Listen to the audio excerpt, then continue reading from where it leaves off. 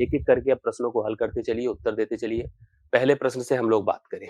पहला प्रश्न आपके सामने बोर्ड पर है।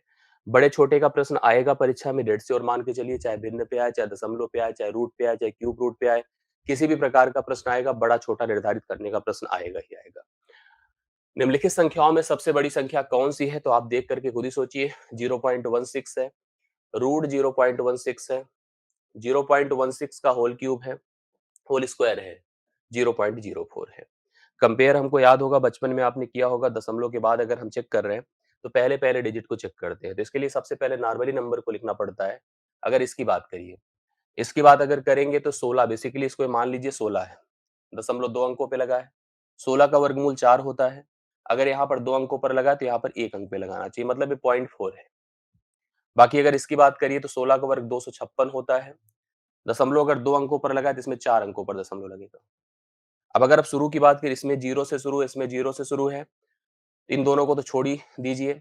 इसमें देखिए 1 से प्रारंभ है, इसमें 4 से प्रारंभ है। तो सबसे बड़ा अगर देखा जाए तो 0.16 है रूट के अंदर। तो 0.16 है रूट के अंदर, जो बी ऑप्शन है इस प्रश्न का राइट सॉल्यूशन है। उत्तर आप लोग लगातार बता रहे हैं। बी ऑप्शन नोट कर लीजिएगा, करेक्ट आंसर है, एकदम सही हल है। 0.16 रूट के अंदर 0.4 प्रोवाइड कर रहा है, so it is the right solution. और आप पहले प्रश्न का सही हल करके आगे बढ़ेंगे। मेरे ख्याल से आप सभी सहमत होंगे इस प्रश्न के उत्तर से, इस प्रश्न की प्रोसीजर से। और अब आ जाइए अगले प्रश्न पर आपके सामने। अगला प्रश्न आपके सामने अलजेब्रिक टाइप का है। आप ध्यान से अगर देखेंगे तो इस प्रश्न को भी हल कर पाएंगे इजीली।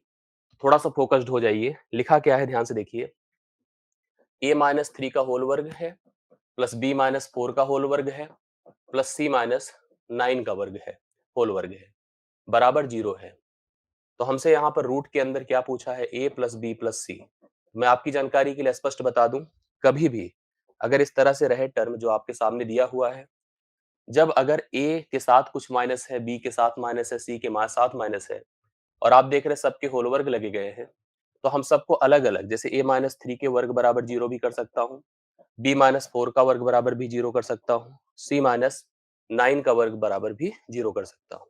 तो कन्फर्म है कि यहाँ पर a-3 हो जाएगा, अर्थात a का मान 3 आएगा, b का मान 4 आएगा और c का मान 9 आएगा। अगर ऐसा आया तो आप यहाँ पे उठा के पुट कर दीजिए रूट के अंदर। 3 4 7 9 16 हो गया। 16 का वर्गमूल 4 होगा, लेकिन प्लस माइनस 4 आप जानते हैं प्लस माइनस 4 ही होता है। तो इसलिए सी ऑप्शन को हम राइट सॉल्यूशन प्रेफर करेंगे। प्लस माइनस 4 करेक्ट आंसर होगा, क्योंकि रूट जब हम करते हैं, आंसर जब फाइंड करते हैं, वर्गमूल निकालते हैं, तो पॉजिटिव नेगेटिव दोनों रिस्पॉन्स को समझा जाता है। तो कभी भी आपको इस तरह का अगर पैटर्न मिले तो इंडिविजुअली सबको जीरो कर सकते हैं। इंडिविजुअली जब जीरो करेंगे तो हम किसी पद को, उन पदों को फाइंड कर सकते हैं जो अननोन रहता है, और अननोन पदों को डिफाइन करके हम अपने स्टेटमेंट को, समीकरण को यहाँ पर हल कर सकते हैं। राइट सॉल्यूशन आपका प्राप्त हो जाता है। तो दूसरा प्रश्न आपके सामने हल हो चुका है। फटाफट सभी लोग जुड़े जल्दी से, क्लास की हम लोग अगर यहाँ पर सीरियस नहीं देखा है आपको। सभी लोग दूसरा प्रश्न हल कर चुके हैं। तीसरे प्रश्न पर आ जाइए। तीसरा प्रश्न आपके सामने बोर्ड पर है, ध्यान से इसको भी देखिएगा। और काहे आलिजबेल कौन बोल रहा है भाई? सत्येंद्र पाल, हाँ, हाँ। इसको ध्यान से देखिए। तीसरा प्रश्न, तीसरा प्रश्न क्या है इसमें ध्यान से देखिएगा। इसमें भी एक समीकरण दिया है, एक्स वर्ग प्लस वाई वर्ग minus 4x minus 4y plus 8 बराबर 0 है। आपसे x माइनस वाई का मान पूछा जा रहा है कि what about the x and y का डिफरेंस, x और y का डिफरेंस क्या होगा। मैंने बताया कि यहाँ पर x वर्ग प्लस वाई वर्ग minus 4x minus 4y plus 8 is equal to 0 है। अगर आपको x माइनस वाई का मान पता करना है तो जाहिर सी बात है x और y का मान पता होना चाहिए। हम कैसे करेंगे समझने की कोशिश करिए। अगर हम यहाँ से कुछ समीकरण प्राप्त कर सकेंगे तो आप इसको दो पार्ट्स में ब्रेक कर दीजिए। इसके साथ 4 और 4, मतलब इसको दो रूपों में ऐसे बांट दीजिए। 4 प्लस 4 कर दीजिए। अब आप एक चीज देखो, तो हम लिख सकते हैं एक्स वर्ग प्लस 4 माइनस 4x अलग कर दीजिए। इसी तरह से प्लस वाई वर्ग माइनस 4y प्लस 4। ये देखिए, ये अलग हो गया और ये अलग हो गया। कल मैंने इस तरह से दिया था तो आपने समझा था इसको। हम अगर देखो, जैसे a वाला पार्ट हमें जानते हैं 2ab होता है अगर होल वर्ग में चलते हैं। अगर हम लोग यहाँ पर 2ab की बात करें तो देखा जाए तो अगर हम इसको सोचे तो ये लिखा क्या सकता है, देखिए 2 गुणे x लिख सकते हैं। मतलब x तो रहेगा ही, माइनस 2 का होल वर्ग हो जाएगा। यह x माइनस 2 का होल वर्ग हो जाएगा करके देखिए, x वर्ग प्लस 4 माइनस 4x। इसी तरह से यह क्या होगा, y माइनस 2 का होल वर्ग हो जाएगा, सेम टू सेम। अभी अगर आपने इससे पहले वाला प्रश्न किया तो सेम टू सेम उसी तरह से यहाँ पर भी सेट हो रहा है। अर्थात x माइनस टू बराबर 0 होगा और y माइनस टू बराबर 0 होगा।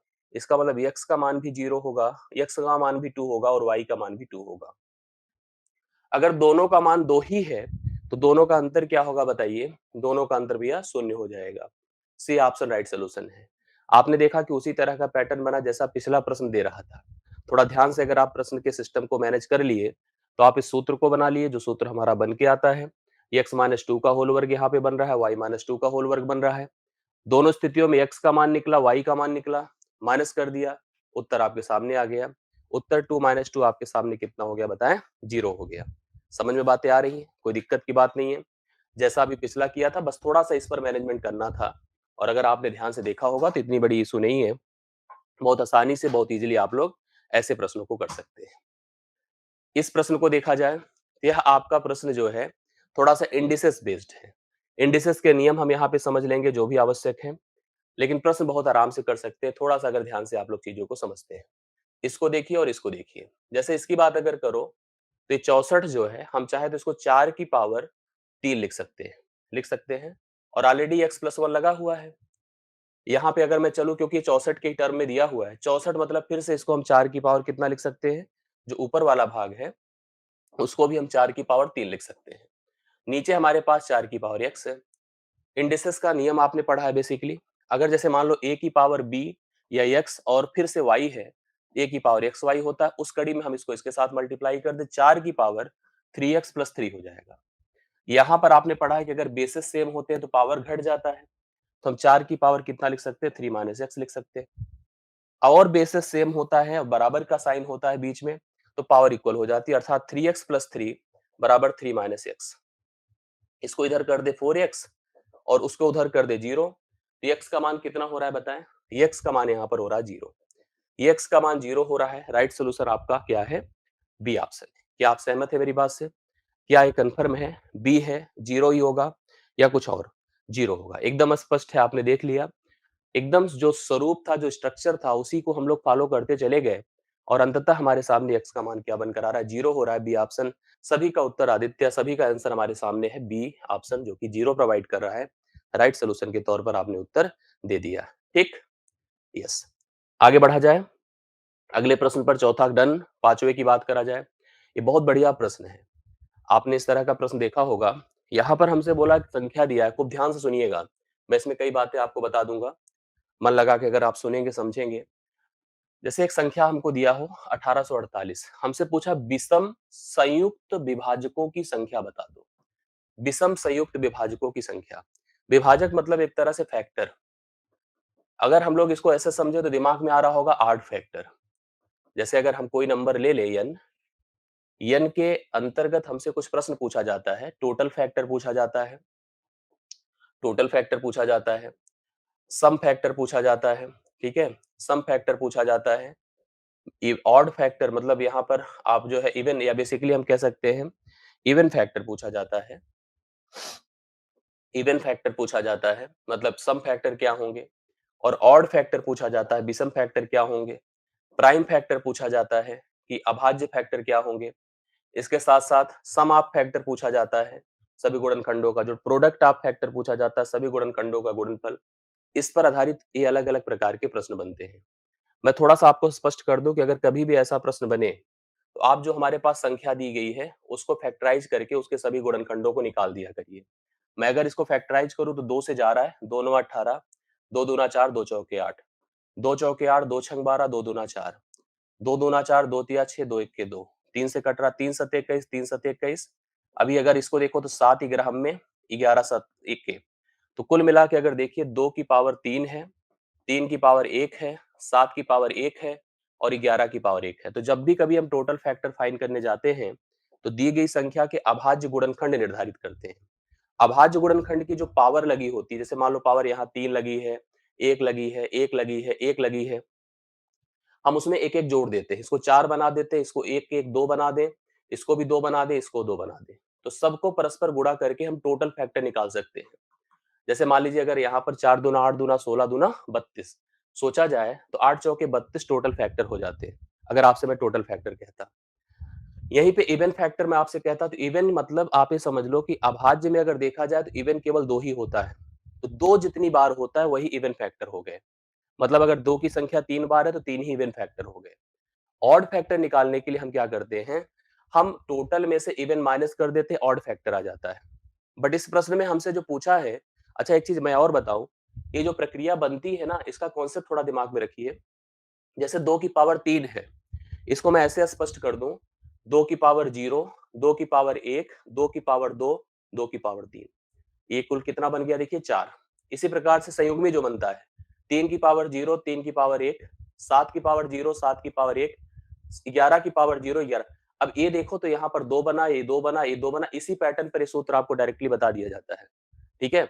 हमें यहाँ पर ऑड फैक्टर की संयुग्मी बनानी है, कि हम कितने प्रकार से अब ऑड फैक्टर्स की कॉम्बिनेशन कर सकते हैं। ऑड फैक्टर काउंट करना होता तो 2 को छोड़ देते। बात करते इसकी 2 दूना 4 दूना 8। हम ऑड फैक्टर बेसिकली ऐसे भी निकाल सकते थे। बट हम ऑड फैक्टर ऐसे नहीं निकाल करके हम क्या करना चाहते हैं, उसके संयुक्त विभाजक फाइंड करना चाहते हैं। और संयुक्त विभाजक करने के लिए जैसे हमने देखा कि 3 है, 7 है, 11 है।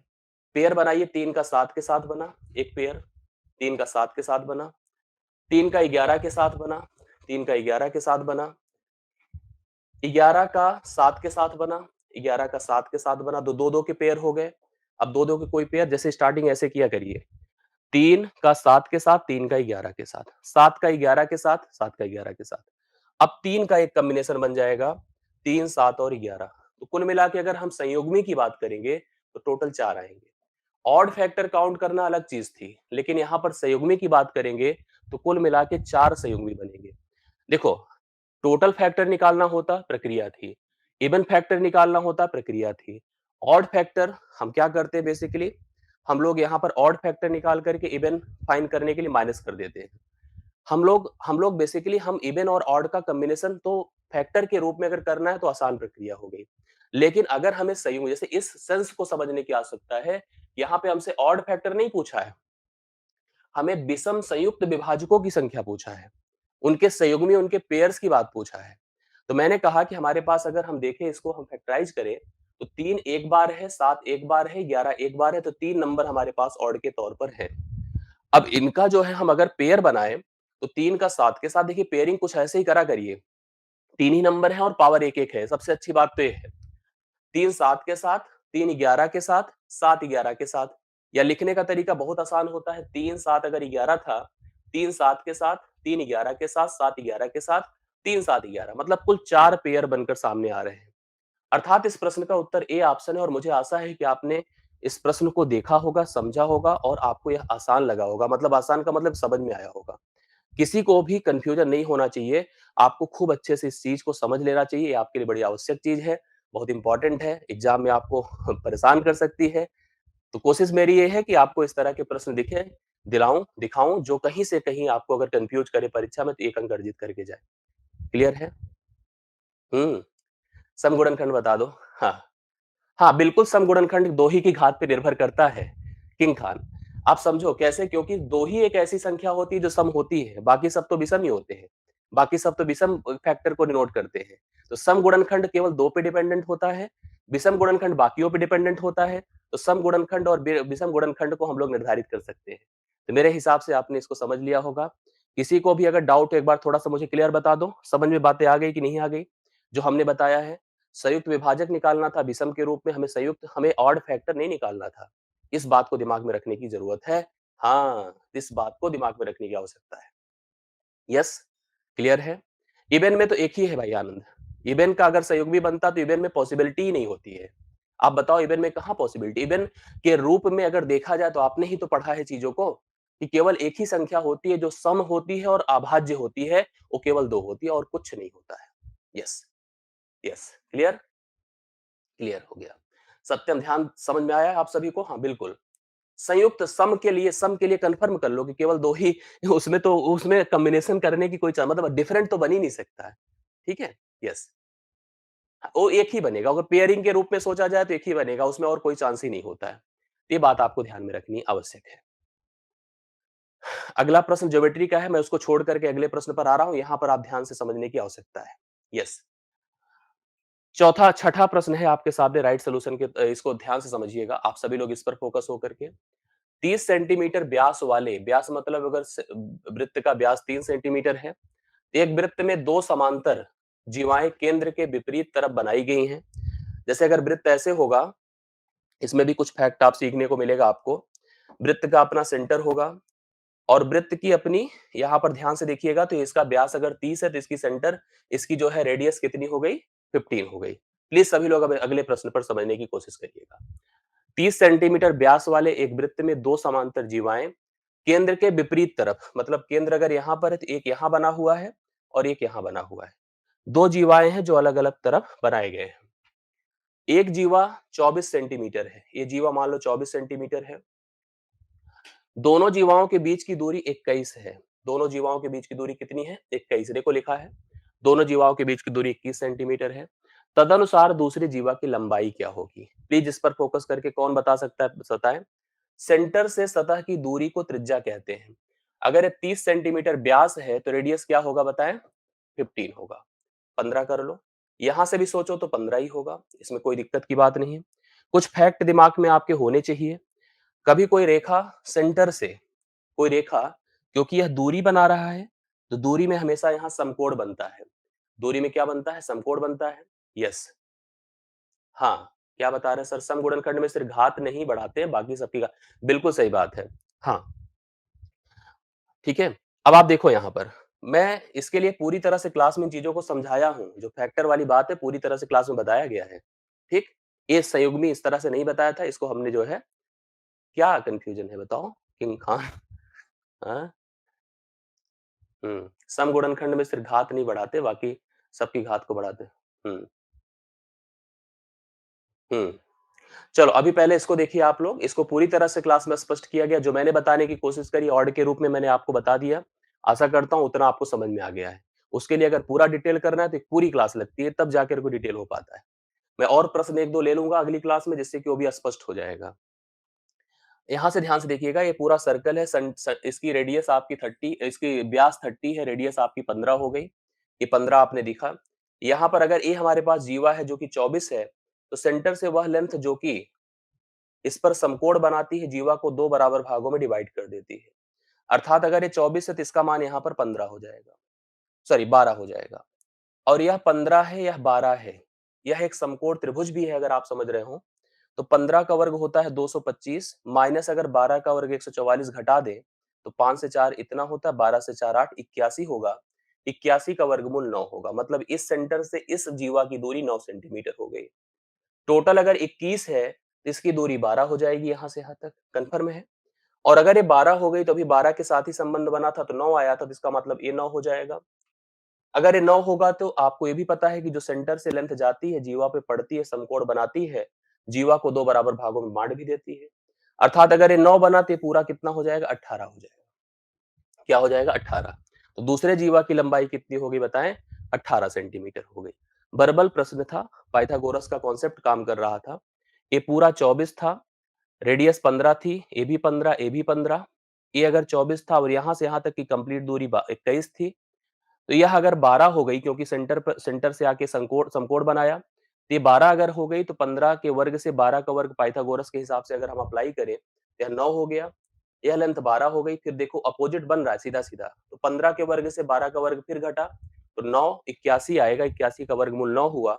9 का डबल यहाँ पर क्या हो जाएगी? सेकंड जीवा दूसरा कॉर्ड हो जाएगी जो कि 6 सेंटीमीटर हो 8 18 सेंटीमीटर हो गई। ठीक?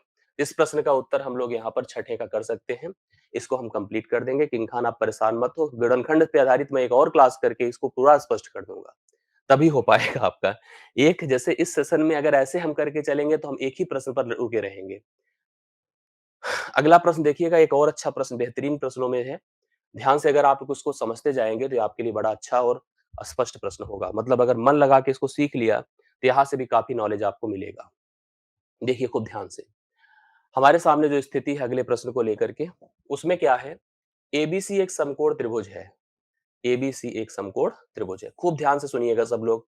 केवल और इधर-उधर अटेंशन ना करके अब इस प्रश्न को खूब मन लगा के सुनिएगा। हमने कहा एबीसी एक समकोणीय त्रिभुज है, बी पर समकोण है, मेरे दिमाग में पहले से था और बी पर मैंने बना दिया। बीसी और एसी, बीसी और AC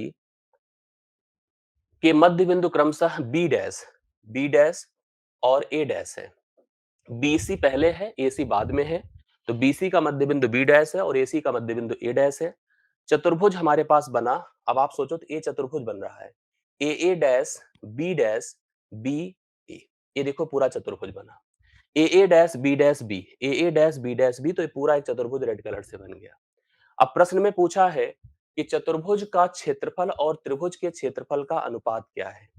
चतुर्भुज का क्षेत्रफल और त्रिभुज के क्षेत्रफल का अनुपात क्या है, आप समझने की कोशिश करिएगा ध्यान से मेरी बात को।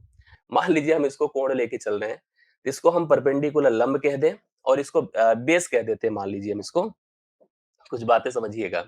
अगर हम इसको बेस कह रहे हैं तो इसको हम परपेंडिकुलर कह रहे हैं, बेस कह रहे हैं तो परपेंडिकुलर कह रहे हैं। ध्यान दीजिएगा, तो एरिया ऑफ ट्रायंगल एबीसी, क्योंकि त्रिभुज हमारा समकोणीय है, आधार है, लंब है, क्षेत्रफल 1/2 गुणे बी इंटू पी हो जाएगा। मतलब बी इंटू पी का सेंस आप समझ गए होंगे, लंब गुणे आधार बटा 2 हो गया।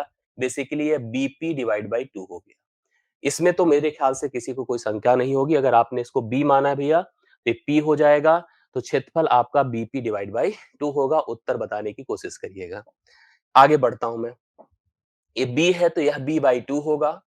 और अगर आप ये समझने की कोशिश करिए, अगर ये पी है तो जाहिर सी बात है, देखो एक चीज आपने पढ़ा है हमेशा, किसी त्रिभुज के दो भुजाओं के मध्य बिंदुओं को मिलाने वाली रेखा तीसरी भुजा की आधी होती है, अर्थात यह पी बाई 2 होगा। कोई दिक्कत इसमें? भाई आपने त्रिभुज के मध्य बिंदु का सिद्धांत पढ़ा है। आप मेरे को बोल सकते हैं कि सर अगर यह पूरा बी था तो भैया ए बी बाई 2 तो नियमता हो गया, और ये जो पी बाई 2 है इसका आधा होगा, क्योंकि ये मध्य बिंदुओं को मिलाने वाली रेखा है। इससे इस त्रिभुज का क्षेत्रफल, क्योंकि ये भी तो समकोण है, हमारे पास जो त्रिभुज ए डैश बी डैश और सी है, इसका एरिया 1/2 गुणे P by 2 into B by 2 हो जाएगा कि नहीं हो जाएगा, आप समझ लीजिएगा। अर्थात इसका क्षेत्रफल हो गया PB divide by 8, PB divide by 8 हो गया। अगर आपको इस चतुर्भुज का क्षेत्रफल पता करना है, इस पूरे त्रिभुज में से इस छोटे वाले त्रिभुज को माइनस कर दें, और नियम देखिए, पहले चतुर्भुज को रखना है फिर त्रिभुज को रखना है। तो हम लिखेंगे यहां पर एरिया ऑफ चतुर्भुज, क्या नाम क्या है, ए डैश, आगे पढ़ता हूं बी डैश और B, divide by area of triangle, triangle A B C. भैया इसका क्षेत्रफल देखो बहुत आसान है, त्रिभुज के क्षेत्रफल से पीबी बटा 2 से पीबी बटा 8 घटा दें, पीबी बटा 8 घटा दें, तो चतुर्भुज का क्षेत्रफल हो गया। और इस त्रिभुज का क्षेत्रफल देखो पीबी बटा 2 ऑलरेडी दिया हुआ है। ये तो आपको समझ में आ गया होगा। 8 पीबी से 2 पीबी निकलेगा, 6 पीबी होगा बटा 16 होगा, ऊपर ये 2 जाएगा और नीचे इसका पीबी आएगा, आएगा। इसका पीबी पीबी से कटा है, 2 अठे 16 है, 2 तिया 6 है, 2 चौके 8 है, 3 अनुपाते 4 है। कितने लोग को मेरी बातें समझ में आ गई है? थोड़ा हाथ उठा के बताएं।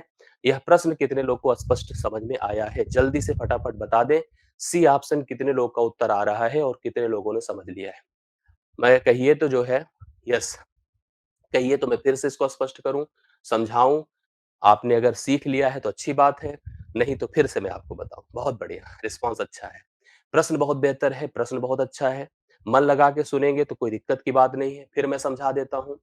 एक समकोणीय त्रिभुज था, बी समकोण पर था, बीसी और एसी के मध्य बिंदु क्रमशः बी और बी डैश और ए डैश थे। इतना सब कुछ मैंने लिख दिया है। ये रेड से जो बनाया है चतुर्भुज है, और ये पूरा त्रिभुज है। चतुर्भुज और त्रिभुज के क्षेत्रफलों में अनुपात बताना था। यस, यही प्रश्न था। तो मैंने कहा भाई अगर हम इसकी भुजा बी लेते हैं, इसकी भुजा पी लेते हैं, तो त्रिभुज के क्षेत्रफल में कोई समस्या? कहोगे सर नहीं। दूसरी बात, अगर यह पूरा बी था तो इतना लेंथ बी बाई 2 हो गया। त्रिभुज के मध्य बिंदु का सिद्धांत आपने पढ़ा है, याद होगा आपको। त्रिभुज के मध्य बिंदु के सिद्धांत में त्रिभुज की दो भुजाओं के मध्य बिंदुओं को मिलाने वाली रेखा तीसरी भुजा की आधी होती है, पी बाई 2 हो गया। इसको भी पढ़ा होगा आपने, कोई दिक्कत नहीं है। इतना पढ़ने के बाद हम समझ गए कि इस त्रिभुज का क्षेत्रफल 1/2 गुणे इसका आधार है बी बाई 2, इसका लंब है पी बाई 2, करा तो पी बी बाई 8 हो गया। पूरे त्रिभुज से अगर इस त्रिभुज को घटा दें तो चतुर्भुज का क्षेत्रफल हो गया। बाकी त्रिभुज का ऑलरेडी था। अब इतना ना कर पाओ तो फिर यार फिर बेकार है। तब कैसे लेखपाल बन के आप गांव की सड़कों को जोड़ घटा पाएंगे? अब बताइए। गाँव की सड़कों को जोड़ना-घटाना है, खेत खलियान की जो है नाप-जोख आपको करनी है, तो ये सब जो है कैसे संभव होगा अगर इतना नहीं करेंगे तो आप? करना पड़ेगा ना? यस। आइए, अब अगला प्रश्न पढ़ा जाए। सरकार बड़ी उम्मीद कर रही है आपसे कि जा कर के आप तमाम सारी समस्याओं को हल करेंगे, जो गाँव में बनी हुई है। तो मेरी क्लास में तो बहुत सारे लोग ऐसे थे, कहते थे सर क्या बताऊँ लेखपाल बन जाता तो आपको जो मैं इतना पट्टा कर देता। मेरे पता नहीं हो सकता है क्लास में देख रहे हों, बहुत सारे लोग थे पता नहीं विजय पथ वाली बैच में और सब टारगेट बैच में। सर इतना पट्टा मेरे से करो लेखपाल बन जाऊँ बस। हमने कहा बहुत सही। हाँ, तो अब देखिए अगला प्रश्न आपके सामने बोर्ड पर है। निर्देश 8 से 11 हाँ, निर्देश 8 से 11 निम्न सारणी का अध्ययन करें और एक विश्वविद्यालय के विभिन्न विषयों में बैठे हुए और उत्तीर्ण हुए छात्रों की संख्या दर्शाती है प्रश्न के उत्तर दीजिए। ये वर्ष है 2001 से लेके 6 तक 3 अलग-अलग डिपार्टमेंट इंजीनियरिंग, चिकित्सा, प्रबंध और वाणिज्य। इंजीनियरिंग, चिकित्सा मतलब इंजीनियरिंग, मेडिकल, मैनेजमेंट और कॉमर्स इस प्रकार के हैं। हाँ, अब देखो बैठे और उत्तीर्ण हुए। इतने लोग बैठे, इतने लोग उत्तीर्ण हुए, इतने लोग बैठे, इतने लोग उत्तीर्ण हुए, इस तरह से पूरा डेटा दिया हुआ है, खाका-जोखा दिया हुआ है। हम चलते हैं, थोड़ा-सा कैलकुलेशन में समय लगेगा लेकिन ध्यान से समझिएगा तो आपको सब स्पष्ट होता चला जाएगा। मन लगा के भाई दिल लगा के सुनिएगा, तब सब क्लियर होगा, नहीं तो सब ऐसे ही चला जाएगा, उड़ जाएगा, कुछ पता ना चलेगा। आइए पढ़ा जाए, सभी विषयों में उत्तीर्ण होने वाले छात्रों की संख्या किस वर्ष में अधिकतम थी? उत्तीर्ण होने वाले छात्रों की संख्या पूरा जोड़ूँगा नहीं लेकिन उत्तर आ जाएगा, मैं आपको गारंटी दे रहा हूँ। 4 यहाँ पर हैं, 4 लोग हैं, देखिए 2000 अब पूरा मत जोड़ने लगिएगा, 2001, 5, 6, 4 बस इतने में चलूँगा। 1, 5 ठीक है? 6 और 4 बस इतना करूँगा। 1, 5, 4 और 6 यही जोड़िए। पास हमसे कहा निम्नलिखित सभी विषयों में उत्तीर्ण होने वाले छात्रों की संख्या किस वर्ष अधिकतम थी? तो आप यहाँ पर बस ध्यान से देखिएगा, आपको सब स्पष्ट हो जाएगा, बस केवल मन लगा के सुनते जाइएगा, क्लियर होता चला जाएगा। ठीक? तो चलिए मैं आपको बताता हूँ कि क्या होगा। अगर हम 1 में चलते हैं तो देखिए 289 है लगभग-लगभग ये 300 है। ये 250 मान लो 550 हो गया। इसको आप 70 मान लो, 570 हो गया और 13 मतलब लगभग-लगभग ये आपके मान के चलिए 13 5 18 1900 के आसपास है। अगर लमसम सोचा जाए तो 1900 के अराउंड यहाँ पर है। ठीक है? अराउंड है पूरी तरह से नहीं हम यहाँ पर जोड़ रहे हैं। और दूसरा 2005 देखिए। 5 में चलो 246 मतलब 250, 300, 550, 100 मान लीजिए 650 हो गया। 11 6 17 या लगभग-लगभग 18, 18 बहुत ज़्यादा चला गया है। तो मतलब ये सबसे ज़्यादा अभी तक गया है 2000 के ऊपर क्रॉस कर गया और लंबा-चौड़ा क्रॉस किया है। इसकी बात करिए 400 है, ये भी 400 है लगभग-लगभग 800 हो गया 870 मान लीजिए और 8 13 21 है लेकिन वो आपका देखिए बहुत ऊपर गया था। 2005 अभी तक के हिसाब से सर्वश्रेष्ठ था। आप ऐसे पूरा मत जोड़ना, लेकिन मैं आपको स्पष्ट बता दूँ इसका जोड़ 1914 है, अगर आप जोड़ के देखिएगा, ठीक है? इसका जोड़ 1914 है, इसका 2164 है। 2164 है और इसका भी आपका देखिए 2006 वाला भी काफ़ी है, 2006 1961 है, 1961 है और इसका जोड़ आपका 1710 है। तो कुल मिला के अगर देखा जाए तो सबसे ज़्यादा जो हमारे सामने है, वो आपका यही है जो 2005 है। तो करेक्ट आंसर आपके सामने है, लगभग-लगभग आप करके चलिएगा 2005 को सही उत्तर लेकर आइएगा। 8वाँ नंबर, डन है। 9वें पर आ जाइए मेरे साथ, ये सब प्रश्न खूब मन लगा के करिए, इसमें कोई भी अगर तकनीकी चीज़ आपको समझ में आ जाए तो समझ लीजिए बहुत अच्छा है। सभी विषयों में बैठने वाले छात्रों की संख्या किस वर्ष में न्यूनतम थी? जो बैठने वाले हैं उसमें भी 2002 है, 2004 है, 3 है और 6 है। मतलब 2002, 2003, 2004 और 2006 मतलब 4 वर्षों को देखिएगा। 4 वर्ष को देखिए जो बैठने वाले छात्र मिनिमम किस साल थे वो हमको पता करना था। तो चलिए सबसे पहले मैं बात करता हूँ किसमें 2002 में। 386 लगभग-लगभग 400 ये भी 400 800 हो गया मान लीजिए। 800 870 मान लीजिए। 870 मतलब एक तरह से 9 12 9 21 तो लगभग-लगभग 2100 प्लस हैं। अगर देखा जाए तो 2100 प्लस है। इसके बाद अगर हम लोग यहाँ पर चलते हैं 2003 में, तो यहाँ पर बैठे मतलब बैठे वाला ध्यान दीजिएगा।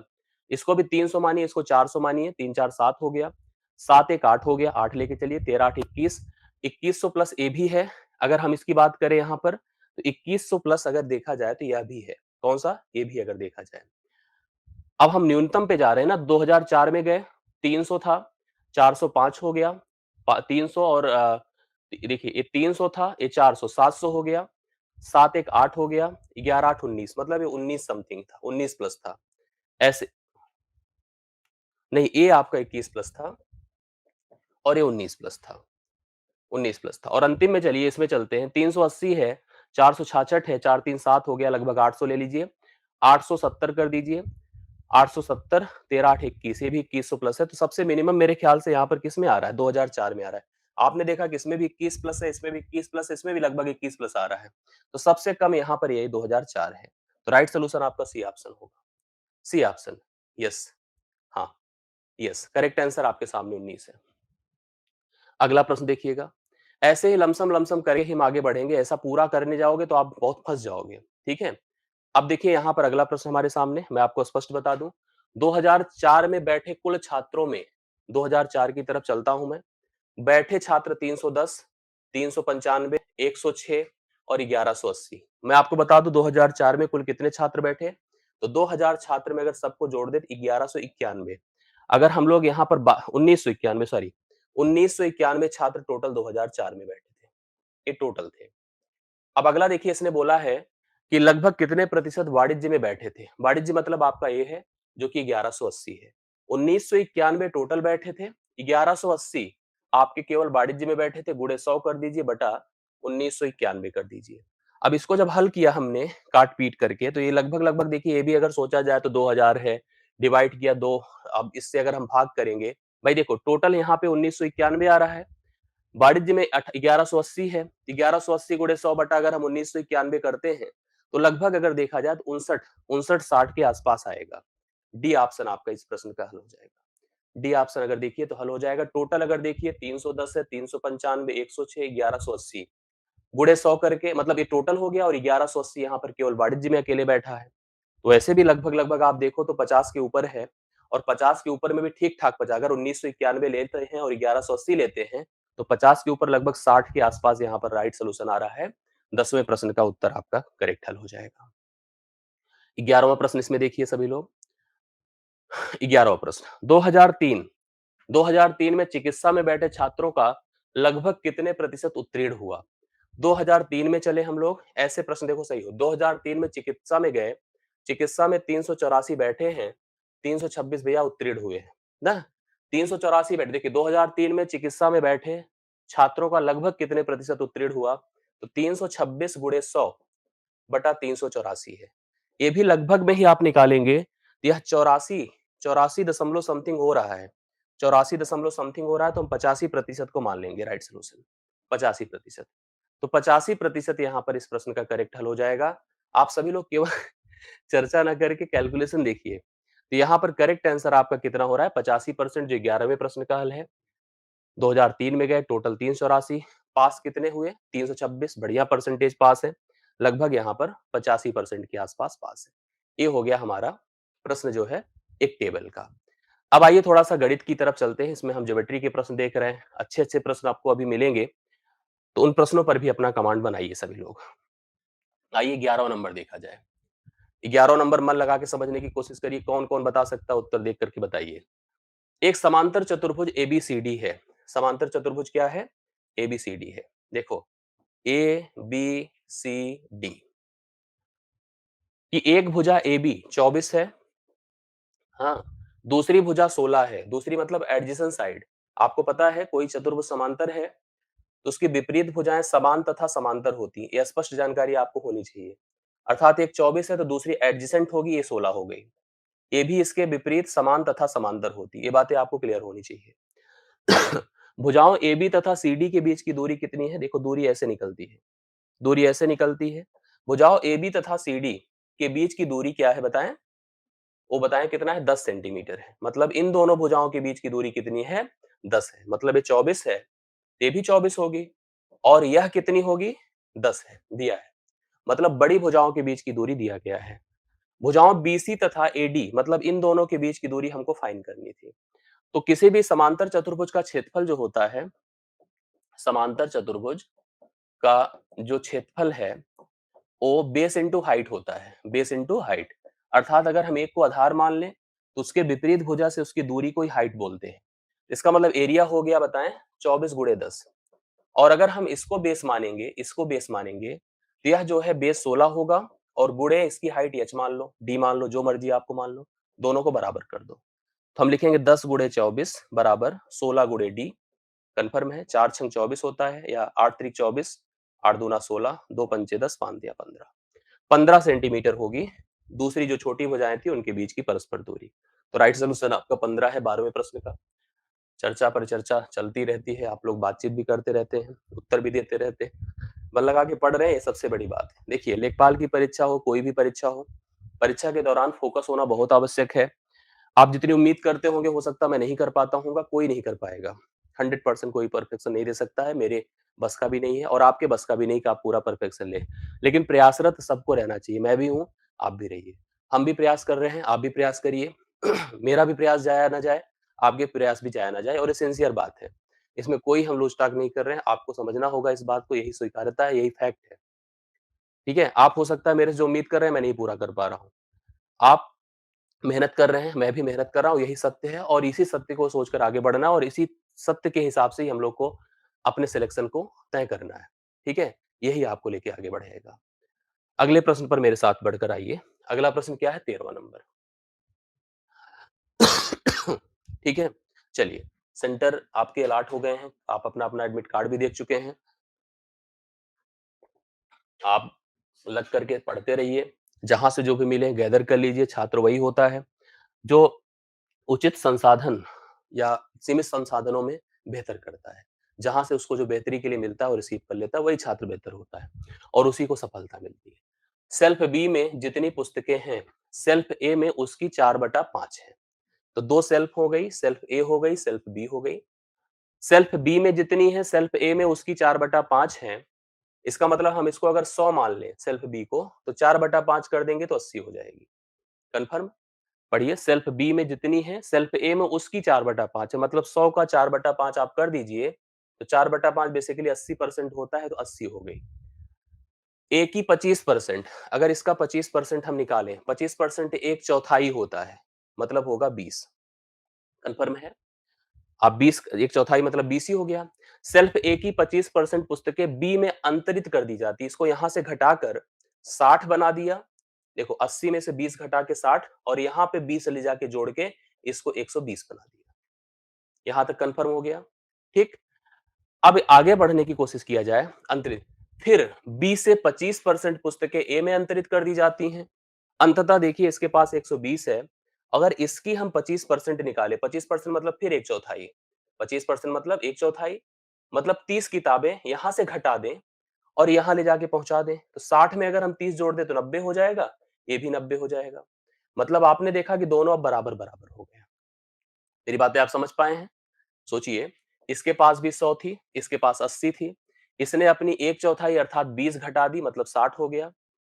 ठीक है? ले जाके इसको दे दिया 20, इसके पास 120 हो गया। अब इसने अपनी 25%, 25% मतलब एक चौथाई अर्थात 30 घटा दिया, मतलब ये खुद 90 हो गया और यह भी प्लस 30 होकर के 90 हो गया। तो 90 ए भी हो गया, 90 ए भी हो गया। तो पढ़िए, ए में पुस्तकों की कुल संख्या का प्रतिशत क्या होगा? भाई देखो, अगर इसके पास इस समय 90 है अभी और टोटल क्या है 180 है, तो 90 गुणे 100 बटा अगर 180 कर देता हूं, तो आपको कंफर्म हो गया कि 50% किताबें उसके पास अभी हैं। टोटल 180 हैं। वैसे भी देखिए, टोटल 180 थी। और उसके पास अकेले 90 हैं, तो 90 क्या होता है 180 का 50% होता है। मतलब right now A have the 50% of the total books. तो कुल मिला के अभी उसके पास क्या है 50% है, तो जो बी ऑप्शन में दिया है 13वें प्रश्न का, आप लोग नोट कर सकते हैं। ऐसे प्रश्न दिखेंगे और आप सिंसियरली करके आइएगा, गलत मत करिएगा। यही मेरी उम्मीद आपसे है। अगला प्रश्न, किसी, पढ़िए खूब मन लगा के, इसको भी क्या लिखा है। किसी 999 अंक वाली संख्या, 999 अंक वाली संख्या है, मतलब संख्या में जो टोटल काउंटिंग है डिजिट्स की वो 999 है, 1000 से एक कम है, जिसका नाम मान लो n है, कि अंतिम दोनों अंक का मतलब पहला अंक 3 है और अंतिम अंक भी 3 है। अंतिम दोनों मतलब किनारे के जो दोनों अंक अंक हैं, वो आपके क्या है 3 और 3 है, मतलब स्टार्ट भी 3 से है और एंड भी क्या है 3 से है। अब आगे पढ़ता हूं। लेकिन इसने एक बात कही हमसे कि वह संख्या 11 द्वारा विभाज्य भी है, मतलब 11 से कट भी जाती है।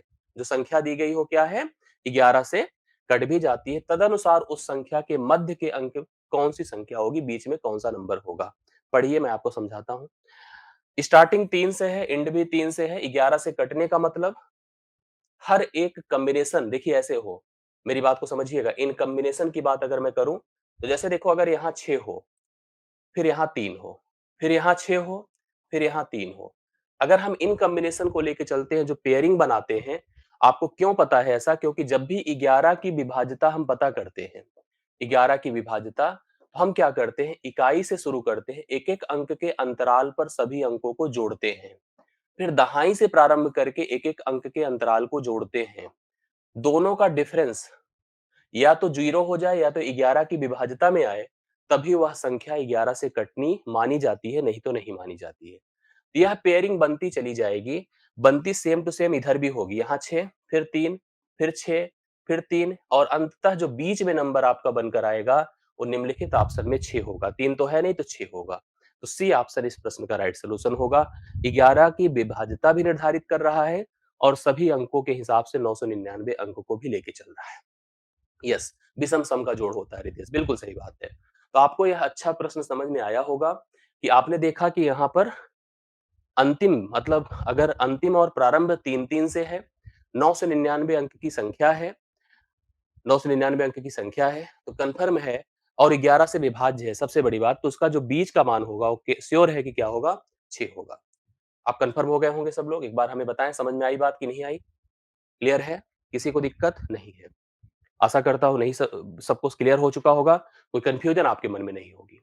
बढ़ रहा हूँ अगले प्रश्न पर। यस, ये आसान है, ये तो आपको कर लेना चाहिए प्रत्येक लोगों को। एक बार थोड़ा-सा अच्छे से तेजी से कमेंट दे दें सब लोग, उत्तर दे दें। समबाहुभुज है, रेगुलर पॉलीगन है। एक शीर्ष पर कोई भी रेगुलर बहुभुज, जैसे कि नियमित बहुभुज जिसको कहते हैं, रेगुलर पॉलीगन जिसको कहते हैं, जैसे समबाहु त्रिभुज है, वर्ग है, समखंडभुज है, इस प्रकार का कोई भी रेगुलर पॉलीगन है, उसके बाह्य तथा आंतरिक, बाह्य प्लस आंतरिक, ध्यान रखिएगा, कोई भी बहुभुज होता है तो 180 होता है। किसी भी बहुभुज के बाह्य प्लस आंतरिक कोणों का जोड़ 180 होता है और उनके अंतर आपको दे रखे हैं 150, मतलब बाह्य माइनस आंतरिक जो दिया है वो 150 दिया है। कभी भी ये स्थिति हो, याद रखिएगा, आपको मैं बता दूं, इस समय अगर हम इनमें से कोई मान निकालना चाहते हैं, जैसे मान लीजिए हम बाह्य कोण, क्योंकि आपने पढ़ा है एक बात कि भुजाओं की संख्या बाह्य पर निर्भर करती है। भुजाओं की जो संख्या होती है वो बाह्य कोणों पर निर्भर करती है। अगर बाह्य कोण मान लो x डिग्री है, तो भुजा जो हो जाती है 360 बटा x डिग्री होती है, क्योंकि 360 जो होता है सभी बाह्य कोणों का योग होता है किसी भी बहुभुज में। हम ऐसी दशा में हम दोनों को घटा दें, 180 माइनस 150 बटा 2 कर दें, तो 30 बटा 2 15 हो जाएगा, अर्थात बाह्य कोण 15 हो गया और आंतरिक कोण आपका बस 180 से 15 घटा दे 165 हो जाएगा। ठीक है, अब अगर भुजाओं की संख्या निकालना है तो 360 बटा 15 कर दीजिए, 15 दूना 30 होता है, 15 चौके 60 होता है। भुजाओं की संख्या भाई कितनी हो जाएगी? 24 हो जाएगी। क्लियर है? 24 हो जाएगी। तो इस प्रकार से इस प्रश्न का हल आपने कर दिया है। आपने बाह्य और आंतरिक का अंतर देखा था, जोड़ देखा था। आपके मन में ये भी आ रहा होगा सर कि घटाकर ही क्यों बताया, जोड़ करके भी 2 से डिवाइड कर सकते थे, बिल्कुल कर सकते थे। एक अगर कोण 15 आया है तो अब इसमें कन्फर्म कौन है कि बाह्य है कि कौन आंतरिक है? ये भी आपका कहना जेन्युइन है, जायज़ है। मतलब अगर मैं आप खुद ही सोच लो, मान लो अगर इसको आप आंतरिक बोलते, तो बाह्य क्या मानते? 180 माइनस 15 165। क्या मैं 165 से भाग करता कोई भुजा बनती? नहीं बनती। तो ज़ाहिर-सी बात है कि आपका जो है उत्तर इसी 15 को बाह्य मानते हुए ही हो पाएगा। 15 को बाह्य मानते हुए 15 से भाग कर दिया, तो 24 यहाँ पर भुजाएँ हैं जो कि किस ऑप्शन में दिया गया है? सी ऑप्शन में दिया गया है। आशा करता हूँ ये भी समझ में आया होगा। इस प्रश्न का राइट सॉल्यूशन आपने कर लिया है। क्लियर है? आगे बढ़ा चला जाए, 16वें नंबर पर आइए। ये देखिए एक और अच्छा प्रश्न है, इसको मन लगा के थोड़ा सुनिएगा और खूब समझने की कोशिश करिए, गंभीरता रखिएगा प्रश्न को देखते समय।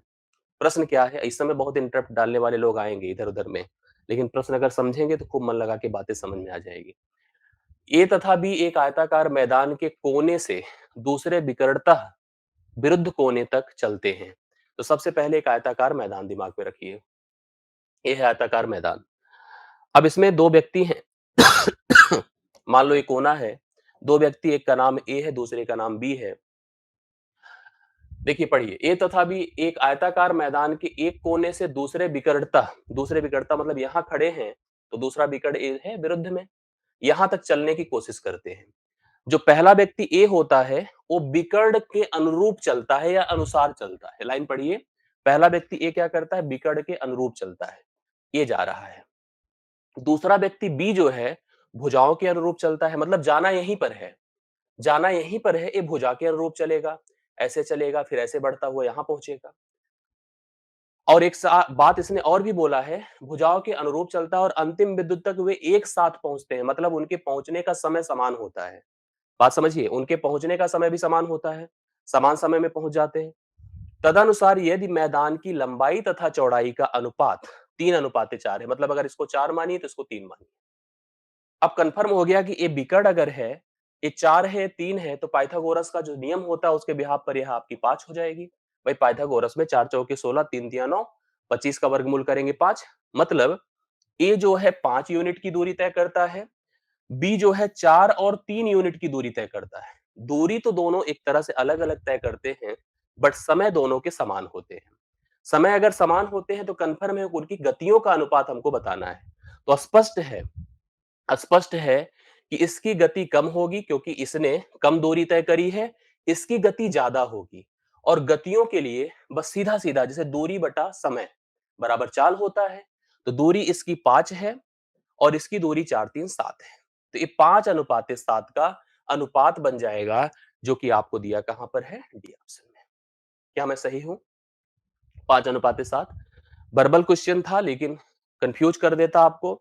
आप ये समझिए कि दोनों समान समय में, मतलब इसकी स्पीड स्लो थी और इसकी स्पीड ज्यादा थी, तब तो इसने इतनी दूरी को जल्दी कवर कर लिया। इसको चलना अगर नियमता देखा जाए तो ज्यादा है। हाँ, 4, 3, 7 चल रहा है, जबकि इसको 5 ही चलना था। दोनों सेम समय में पहुंचे हैं और इसलिए क्योंकि इसने कम दूरी तय करी है, तो समय इसकी स्पीड ज्यादा रही है। इसकी स्पीड इसके हिसाब से कम रही होगी, तो 5:7 के हिसाब से उत्तर आया है। कंफर्म हो गई बातें? आपने समझ लिया हो भाई, स्पीड अगर ज्यादा रहेगी तभी तो इतनी दूरी को उसने समान समय पे तय कर दिया। इसकी स्पीड ज्यादा होनी चाहिए, इसकी स्पीड कम होनी चाहिए, उसे अनुरूप इन लोगों ने डिस्टेंस को कवर कर लिया। 16वां प्रश्न आपने कंफर्म किया है, 16वां आपका फाइनल हो गया है। आइए 17वें नंबर पर चलते हैं हम लोग यहाँ पर। 17वां नंबर, के किस मान के लिए दो समीकरणों के एक्स प्लस वाई बराबर 2 और के प्लस एक्स प्लस के वाई बराबर 1 का कोई अद्वितीय हल नहीं है? कोई भी ये देखिए लीनियर समीकरण है, के एक्स प्लस वाई बराबर 2 है, दूसरा एक्स प्लस के वाई बराबर 1 है। अगर कोई सॉल्यूशन नहीं है, अद्वितीय हल नहीं है, तो आपने पढ़ा होगा a1/a2 बराबर b1/b2 बराबर नॉट इक्वल टू c1/c2। इसमें दो तरह का प्रश्न पूछता है, के किस मान के लिए नहीं होगा, के किस मान के लिए होगा। तो अगर मैं इनको कोफिशिएंट के तौर पे देखूं तो k/x है, 1/k है, ये बराबर होना चाहिए, जबकि नॉट इक्वल टू 2/1, तो इससे कोई लेना देना इसका नहीं है। ठीक है, हमें के का वह मान नहीं पूछा नहीं है, के का मान बताओ, इसके लिए इसको लेके चलना होगा, इसको नहीं। तो हम लिखेंगे के वर्ग, एक्स नहीं भाई 1 लेना। ठीक है, बराबर 1, तो के इज इक्वल टू √1 जो कि प्लस माइनस 1 होगा। प्लस माइनस क्या होगा? 1 होगा। सी ऑप्शन ही इस प्रश्न का राइट सोल्यूशन है। आप सभी लोग नोट कर सकते हैं, सी ऑप्शन। के is equal two plus minus क्या होगा? 1 होगा। तो 17वां डन, 17वां डन। आगे बढ़ू 18वें पर आइए। 18वां देखिए डिस्काउंट का प्रश्न है, ध्यान से देखिए और पढ़िए, इसको बताइए 18वां नंबर क्या होगा, कैसे करा जाएगा। कंफर्म बातें समझ में आ रही है? बस एक जिम्मेदारी निभाइए, वीडियो को लाइक कर दीजिए, वीडियो को शेयर कर दिया करें। इतनी रिस्पॉन्सिबिलिटी आपको निभाना है, बाकी हमारे ऊपर है, जो हमको करना है हम कर रहे हैं। ठीक है, एक मिक्सी का अंकित मूल्य जो प्रिंटेड प्राइस है, अंकित मूल्य बेसिकली क्या होता है? प्रिंटेड प्राइस, इसको कहते हैं एमआरपी। ये अंकित मूल्य है जो कि लिखा है 1600 रुपए। मतलब अगर आप मिक्सी खरीदने गए तो 1600 रुपए उसकी प्राइस लिखा हुआ है। अब आगे पढ़िए, देखिए क्या लिखा है। उस पर दुकानदार अपने खरीदार को 10% तथा x% की दो क्रमिक छूट देता है। तो पहले उसने 10% की छूट दे दी। अगर भैया 10% देगा तो आप 10% का अर्थ जानते हैं, 1/10 होता है, मतलब 10 में से 1 घटकर 9/10 हो जाएगा। मतलब इसका मूल्य 1600 गुणे 9/10 होगा। ये घटा दीजिए, 16 9 144, 1440 रुपए हो गया। कितना हो गया? 1600 से उसका मूल्य क्या हो गया? यहाँ पर 1440 हो गया। ठीक? हाँ। अब 1440 से अगर हम बात करें x% की छूट दे करके वह मूल्य बना दिया 1224। कितना बना दिया? 1224। बस मुझे यही पता करना है कि अब कितने का छूट हुआ। तो अगर मैं 1440 से 1224 घटा देता हूं तो हमें पता चल जाएगा छूट कितने की है। 10 से 4 6 होता, 3 से 2 1 होता है। 216 रुपए की छूट है। अगर इसको मैं घटा दूं तो 216 की छूट है, गुणे 100 कर दो बटा 1440 कर दो। कंफर्म है? आप इसका एक शून्य खत्म कर दें, ये भी कंफर्म समझ में आया होगा। आ, 12 ब्राह्मण्य होता है, 12 एक के 12, 12 अट्ठे 96, 6 त्रिक 18 होता है, 6 दूना 12, 2 पंचे 10, पांतियां 15। मेरे हिसाब से 15% आ रहा है। क्या आपके हिसाब से भी आ रहा है? बिल्कुल आ रहा होगा। 15% की जो क्रमिक छूट, मतलब 10% तो पहले से निर्धारित थी, 15% की एक और कंटिन्यूड डिस्काउंट देगा, तब जाके 1600 की मूल्य वाली वस्तु 1224 में हो पाएगी। तो 1224 होने के लिए जो नेक्स्ट छूट है वो क्या हो जाएगा बताएं? यहां पर आपकी 1224 हो जाएगी। यस। हाँ। हाँ। हम्म, करण जी, उस प्रश्न पर आपको डिस्कस करना चाहिए था यार। वो 11 की भाज्यता के आधार पे मैंने बताया था, इसीलिए वहां पर बोला था। देखिए, पाई चार्ट, और मैं आपको गारंटी दे रहा हूं इस बार पाई चार्ट पूछेगा। गारंटी का मतलब ये होता है कि मान लो कि पूछेगा, 100% मान लीजिए। 19 से 22 ये कुछ प्रश्न है। दो वृत्तारेख है, पाई चार्ट है। इनको पढ़ना है, समझना है, उत्तर देना है। ए मतलब शिक्षा, बी मतलब बचत, सी मतलब किराना, डी मतलब बिजली तथा फोन का बिल, ई मतलब विविध। अप्रैल महीने का खर्च है 24,000, वेतन है। मई महीने का खर्च है, वेतन है 25,000। डिस्ट्रीब्यूशन कुछ इस प्रकार से किया गया, दो वृत्तारेख हैं, इनको पढ़िए। और यहाँ पर लास्ट दोनों का मतलब किनारे किनारे की बात किया गया था ऋतुराज। हमने किनारे स्पष्ट किया था, किनारे लास्ट मतलब ऐसे किनारे किनारे। ठीक है? यस। हाँ। यस, आइए चलिए पढ़ा जाए इस प्रश्न को। पहला पहला प्रश्न ध्यान से आप मन लगा के सब लोग देखिएगा, और उत्तर जो दे सके प्लीज दीजिएगा। अप्रैल मास के वेतन से शिक्षा, किराना तथा बचत। भैया शिक्षा, किराना तथा क्या बोला था? बचत। शिक्षा, किराना तथा बचत, बचत यहां पर बी है। जो ऊपर के तीन है इनको लेना है। तो शिक्षा आपके पास ए है 47, बी है किराना, बी है किराना 18, और बचत है सी जो कि 4 है। तो 47 4 51 10 61 8, 47 4 51 10 61 8 कितना हो जाएगा? 69। 69% औसत राशि पूछा है। तो औसत राशि पूछा है तो भाई आप बटा 3 यहीं पे कर दो, तो 23 हो जाएगा। 23%। तो मैं लिखूंगा 23 बटा 100 गुणे 24,000 है। 2 शून्य यहीं से खत्म हो गए, तो 23 गुणे 24 मतलब 240। मल्टीप्लाई कर दीजिए।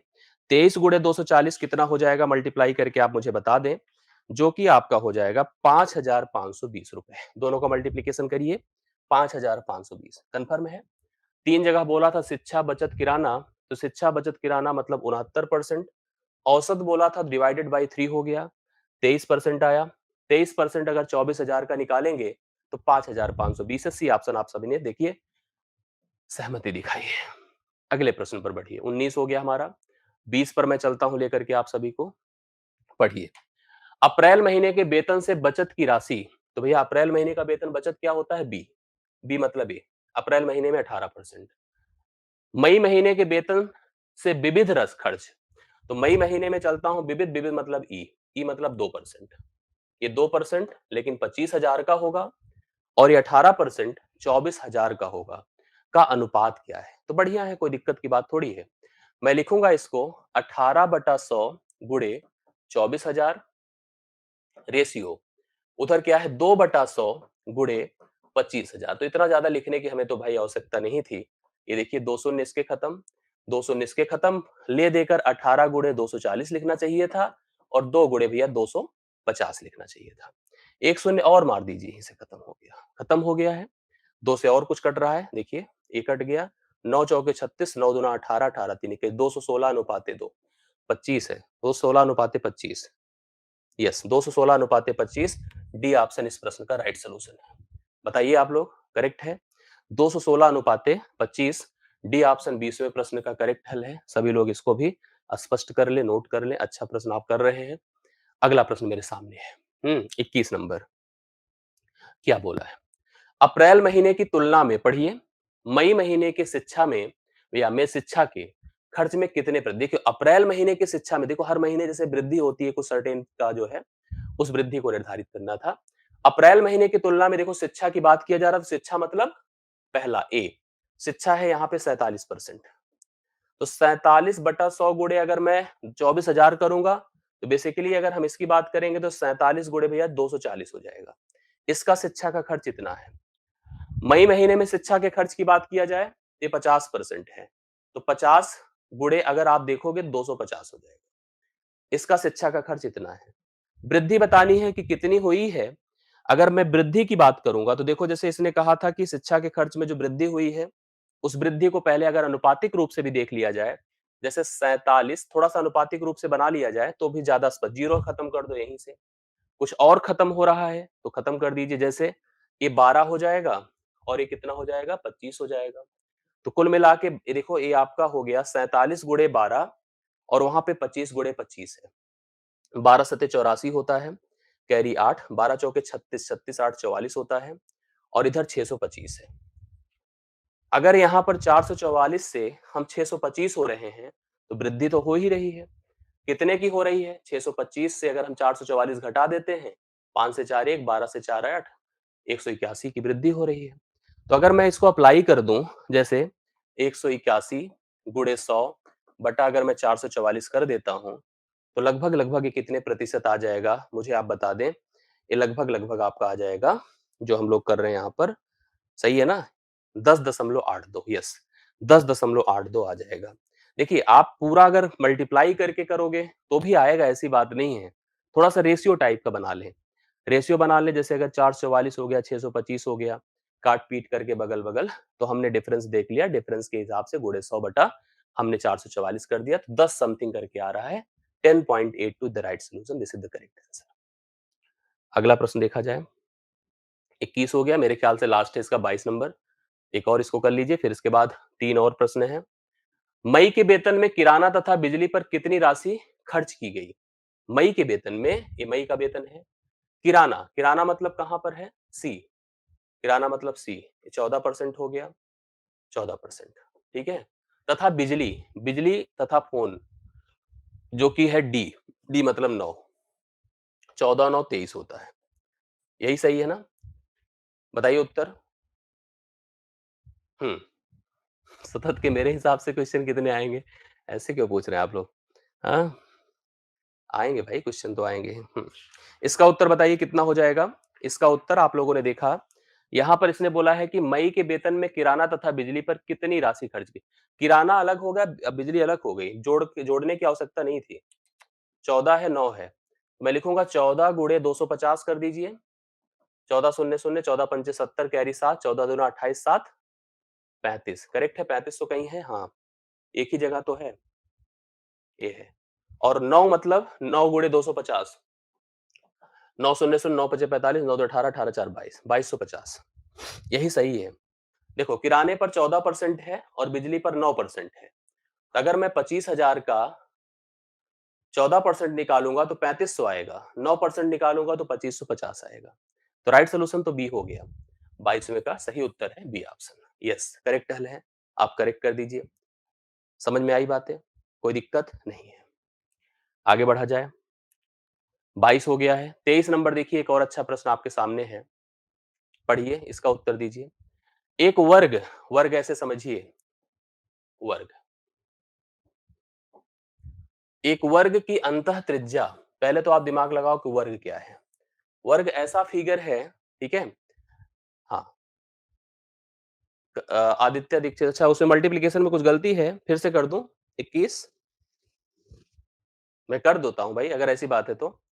21 में कोई समस्या है? कृपा करके, मैं आप इतना कह रहे हो तो मैं बिल्कुल करूंगा। 21 नंबर फिर से चलूंगा। यार देख लो आप लोग। उत्तर और इसकी वर्किंग, थोड़ा वर्किंग समझ लीजिए कंफर्म हो जाएगा। देखिए इसको 21 नंबर आप हमसे बार-बार पूछ रहे हैं, एक बार देख लीजिए। अप्रैल महीने की तुलना में मई महीने में शिक्षा के खर्च में कितने प्रतिशत की वृद्धि हुई? शिक्षा मतलब क्या है बताएं? शिक्षा मतलब ए, मतलब ये 47% है। तो 47 गुणे भैया 240 कर दो। ठीक है, 240 क्यों? क्योंकि 240 24,000 था, 100 से भाग हो जाएगा। यहाँ पे शिक्षा में कितने की खर्ची शिक्षा में शिक्षा मतलब ए मतलब 50%। तो 50 गुणे 250 कर दीजिए। तो मतलब इसके शिक्षा में 50 गुणे 250 था, इसके शिक्षा में क्या था? 47% था। तो मैंने कहा कि दोनों की शिक्षा की बात किया जाए, देखिए, दोनों की शिक्षा की बात किया जाए, इसका शिक्षा था 47 गुणे 240 और इसकी शिक्षा थी 50 गुणे 250। मैंने कहा ऐसी दशाओं में अगर हम डायरेक्ट अगर जैसे गुणा करके हम प्रतिशत वृद्धि पता करेंगे, तो फँस जाएँगे, टाइम टेकन होगा। तो जैसे शून्य खत्म कर दिया, यही मैंने किया था और कुछ नहीं था। इसको हम अगर 2 12 बार कर देते हैं, 2 25 50 25 बार कर देते हैं। 12 सत्ते 84 कैरी 8 होता है, 12 चौके 48, 48 8 56 होता है। हाँ यार, सॉरी मेरी गलती हुई थी। मैंने वहाँ गलत किया था, सॉरी, सॉरी। 12 सत्ते 84 कैरी 8 होता है, हम 4 ले दिए। 12 चौके 48, 4 मैंने कर दिया था 48 के हिसाब से। 48 8 56 होता है, ये 625 होगा। सही है? अब दोनों का डिफरेंस देख लीजिए कितने का है। तो 625 564 मेरे भी दिमाग में आ गया था, इसलिए 5 देखिए, 5 से 4 12 से 6 6 61 गुणे 100 बटा 564 कर देना। अब आ जाएगा 10.8, आएगा उत्तर वही। मैं कॉन्फिडेंट था, तो इसलिए मैंने बता दिया था आपको उत्तर। फिलहाल समझो, ये गलती थी क्योंकि वहाँ पे 444 नहीं लिखना चाहिए था यार। 12 चौके 48 तो वैसे ही होता है, तो 4 कैसे 444 हो जाएगा। यस, तो राइट सॉल्यूशन तो यही होगा। वहाँ गलती थी, मिस्टेक बाय मिस्टेक मेरे से, वर्किंग फ्लो में निकल गया था। समझ में आई बातें? यस, कोई दिक्कत नहीं है। सी ऑप्शन ही राइट सॉल्यूशन, यस। आइए अगले प्रश्न पर, अब बढ़ूं आगे। अगले प्रश्न पर आता हूं। अगला प्रश्न आपके सामने कौन था? 22 हो चुका था, 23वां हम बढ़ रहे थे।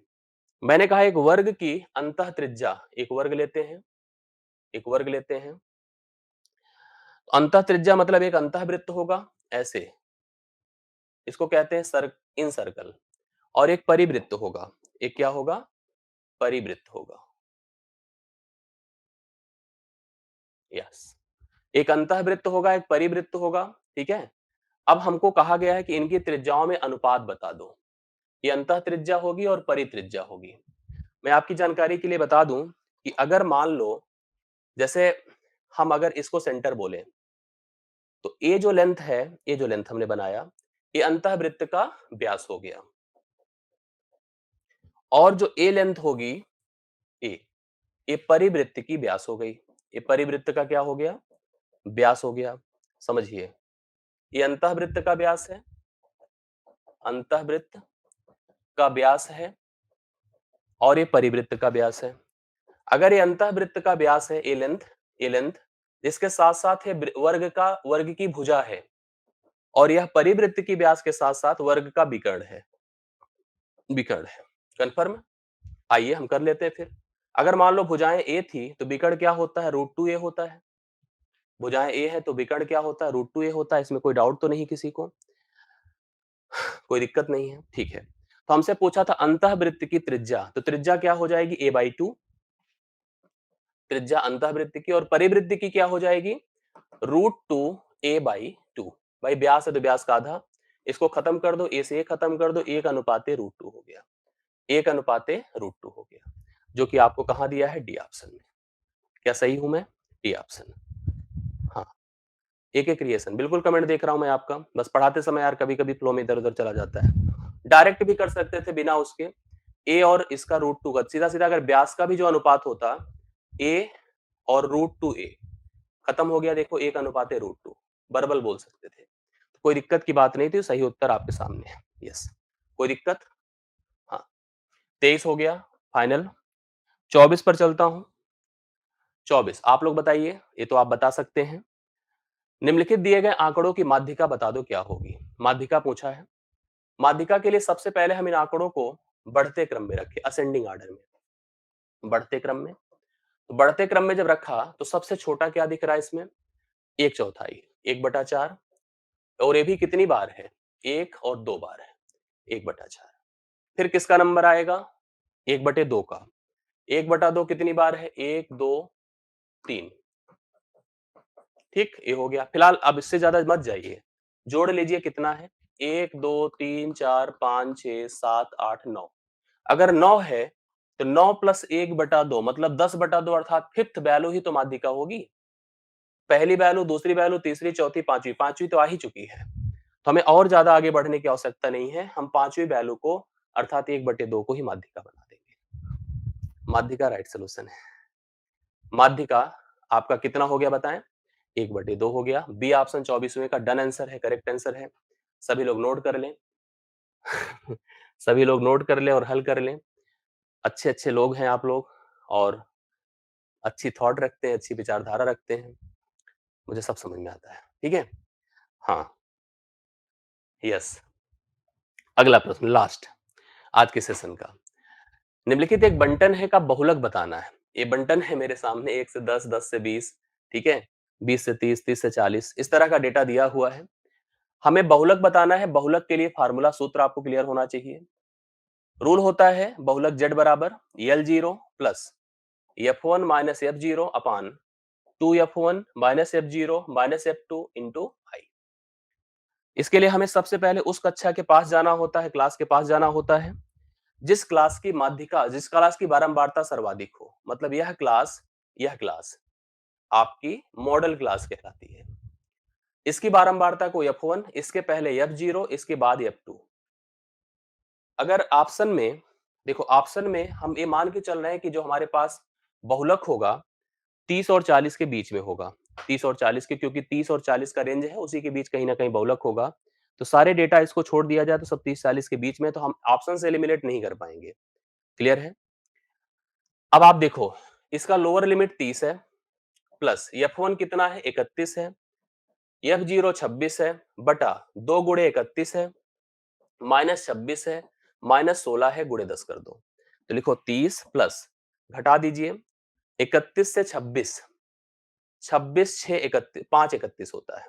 5 लिखिए बटा 31 दूना 62, 62 में से घटेगा 36, 12 से 6 6 होता है और 62 से क्या घटेगा? 26। तो कुल मिला के हो जाएगा 62 26 10 हमारा 36 होता है। 12 से 6 से 5 से 3 2 26 हो गया। गुणे आप कर दो 10। कहीं कुछ गलत? हम्म सर्वाधिक बारंबारता 31 है, ये कंफर्म है। हम्म यहां पर आपने देखा कि 31 माइनस 26 है बटा 2 गुणे 31 मतलब 62 माइनस 26 माइनस 16 है, सॉरी 10 नहीं होगा। तो 26 10 आपका 26 10 36 6 42 हो गया। मतलब ये 42 होगा अर्थात ये आएगा 20। वही मैं सोच रहा था। 10 दूना 20 होता है। तो 30 प्लस ढाई, 30 प्लस ढाई भाई कितना हो जाएगा? 32.5 हो जाएगा। D option, D option right solution.